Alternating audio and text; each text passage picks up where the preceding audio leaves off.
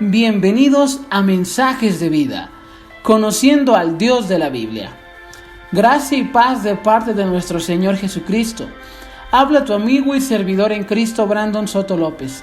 En esta ocasión estamos estudiando el libro de Proverbios en el capítulo 1, versículo 7, el cual dice de la siguiente manera: El temor del Señor es el principio de la sabiduría.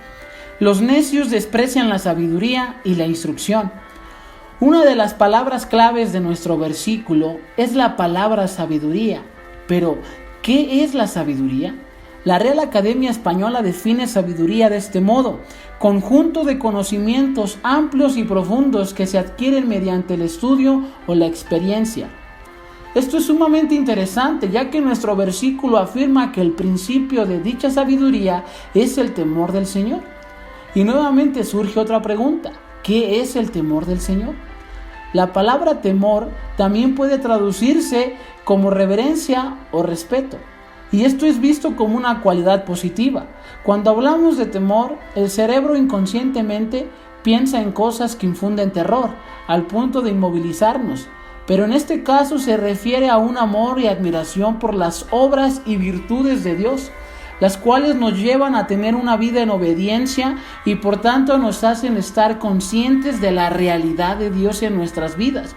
Por ejemplo, Dios es omnisciente y omnipresente. Esto es decir, Dios sabe y ve todo lo que hacemos. Por tanto, una persona que teme a Dios será llevada a agradarle, aun cuando ningún ser humano la ve, porque sabe y está consciente de que Dios sí la ve.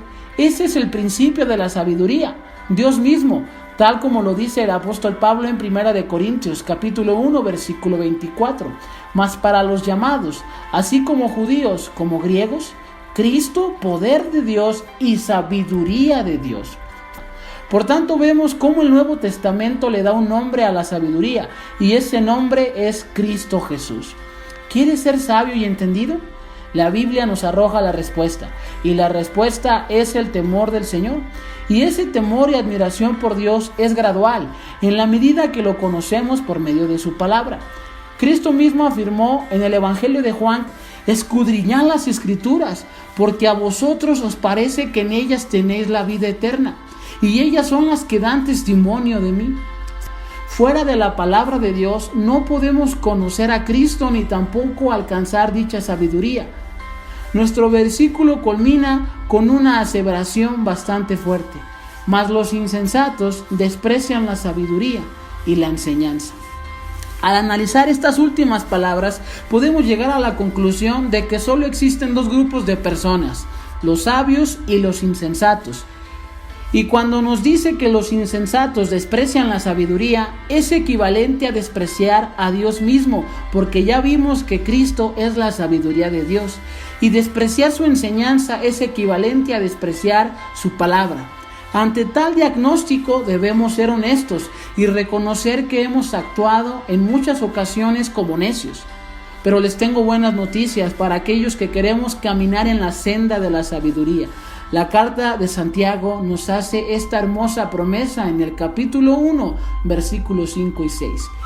Y si alguno de vosotros tiene falta de sabiduría, pida a Dios, el cual da a todos abundantemente y sin reproche, y le será dada.